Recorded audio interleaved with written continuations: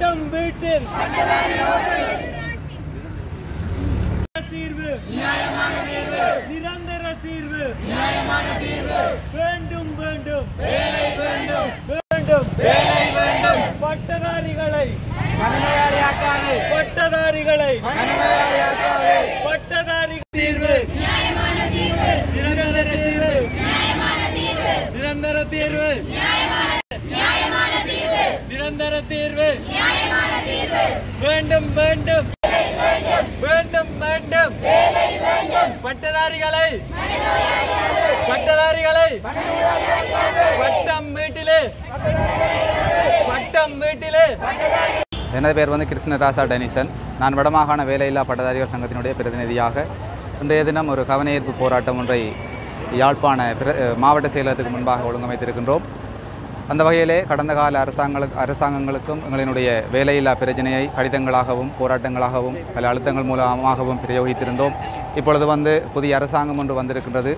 எங்களுக்கான இந்த வேலைவாய்ப்பு தொடர்பான பிரச்சனையை அந்த அரசாங்கம் தீர்த்து தர வேண்டும். பல வழிகளிலும் நாங்கள் முயன்று எங்களுக்கு எந்தவித சாதகமான பதிலையும் இப்போ வந்திருக்கின்ற அரசாங்கம் தரவில்லை. ஒரு மாற்றத்தோடு வந்திருக்கின்ற இந்த அரசாங்கம் இந்த வேலையற்ற பட்டதாரிகளுடைய பிரச்சனையையும் ஒரு நிரந்தரமாக தீர்க்க வேண்டும் என்பது எங்களுடைய கோரிக்கை. அந்த வகையிலே இன்றைய தினம் மாவட்ட செயலகத்திலே இடம்பெறுகின்ற இந்த ஒருங்கிணைப்பு குழு கூட்டத்திலே எங்களுடைய விடயம் கட்டாயம் பேசப்பட வேண்டும் என்பதுதான் எங்களுடைய கருப்பொருள். அத்தோடு இந்த வேலையற்ற பட்டதாரிகள் வடமாகாணம் தழுவிய அனைவரும் தனிப்பட்ட ரீதியாக அனுரகுமார திசநாயக ஜனாதிபதி அவர்களுக்கு தங்களினுடைய தனிப்பட்ட ரீதியான கடிதங்களையும் அனுப்பியிருக்கின்றார்கள். அந்த கடிதங்களுக்கும் இதுவரை எதுவித சாதகமான பதில்களும் வரவில்லை. எனவே எங்களினுடைய இந்த பிரச்சனை 4 வருடங்களுக்கு மேலாக நின்று கொண்டிருக்கின்றது. கடந்த கால அரசாங்கங்களுக்கும் இந்த அழுத்தங்களை பிரயோகித்து எதுவித பதிலும் இல்லை. அதேபோல் இந்த அரசாங்கம் சென்றுவிடுமோ என்ற ஒரு அச்சம் எங்கள் மாணவர்கள் மத்தியில் எழுகின்றது. அதேபோல் மீண்டும் வருகின்ற படித்த சமூகமும் எங்களை பார்த்து இந்த படிப்பு ஒரு தேவையற்ற விடயமாக கருதக்கூடிய நிலையிலே காணப்படுகின்றது. எனவே இந்த இலங்கை நாட்டிலே இந்த வேலையற்ற பட்டதாரிகளுடைய பிரச்சினை ஒரு நிரந்தரமாக தீர்த்து வைக்கப்பட வேண்டும். இந்த வந்திருக்கின்ற அரசாங்கம் மக்களுக்கு பல மாற்றங்களையும் ஒரு ஊழலை ஒழிக்கின்ற அரசாங்கமாக பேசிக்கொண்டாலும் எங்களுடைய விடயம் இதுவரை பாராளுமன்றத்திலோ அல்லது எந்த ஒரு நபராலோ இந்த வேலையற்ற பட்டதாரிகளுடைய பிரச்சினை தீர்க்கப்படுவது தொடர்பாக எதுவித ஒரு சாதகமான பதிலையும் தரவில்லை. எனவே அதனை மையமாக கொண்டு இன்றைய தினம் இந்த ஒரு கவனஈர்ப்பு போராட்டமாக இந்த போராட்டத்தை நாங்கள் இந்த இடத்திலே செய்ய இருக்கின்றோம். எனவே எங்களுடைய தமிழ் பிரதிநிதிகள் பாராளுமன்ற பிரதிநிதிகள் எங்களுடைய பிரச்சனையை பாராளுமன்றத்திலே எடுத்து எங்களுடைய பிரச்சனைக்கு நிரந்தர தீர்வு தர வேண்டும் என்பது எங்களுடைய ஆணித்தரமான ஒரு வேண்டுகோள். இதனை கடந்து செல்லாமல் நீங்கள் எங்களுக்கு சாதகமான பதிலை தராமல் விட்டால் போராட்டங்கள் இன்னும் நாங்கள் வேறு விதங்களில் மேற்கொள்வோம் என்பதனையும் இந்த நேரத்திலே நாங்கள் வேலையற்ற பட்டதாரிகள் சங்கமாக வடமாகாணம் தழுவிய ரீதியிலே தெரிவித்து நிற்கின்றோம். நன்றி.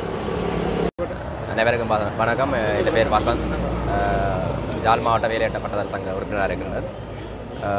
உங்களுக்கு தெரியும், எமது வடகிழக்கு மாகாணங்களில் இளைஞர்களுக்கான வேலைவாய்ப்பு எந்தவித வேலைவாய்ப்பும் இல்லாமல் காணப்படுகின்றது. குறிப்பாக பட்டதாரிகளும் இதில் மிக அவலமான நிலையில் இருக்கிறோம். கடந்த 5 வருடங்களாக இந்த பட்டதாரிகளுக்கான நியமனங்கள் புறக்கணிக்கப்பட்டு வருகின்றன. உங்களுக்கு தெரியும், நமது நாட்டுடைய பொருளாதார நிலைமையை கருத்தில் கொண்டும் இப்போது அரசாங்கம் எங்களுக்கு கூறிக்கொண்டிருக்கிற விடயம் பட்டதாரிகளுக்கு வேலை வழங்க முடியாது என்று.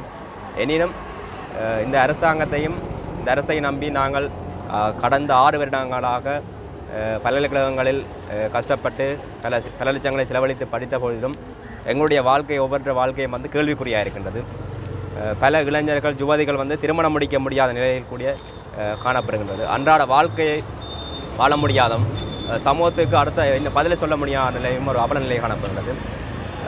தொடர்ச்சியாக நாங்கள் அகிம்சை வழியில் பல போராட்டங்களை முன்னெடுத்து வருகின்றோம். கையெழுத்து போராட்டம், மகையரணப்பு என்ற போராட்டம் என பல்வேறு விதமான வடிவங்களில் போராட்டம் செய்து கொண்டு வருகின்றோம். ஆனால் இந்த அரசாங்கத்தை நாங்கள் நம்புகிறோம். எங்களுக்கு ஒரு சாதகமான தீர்வு இந்த அரசாங்கம் தருமன்றதை நம்புகிறோம்.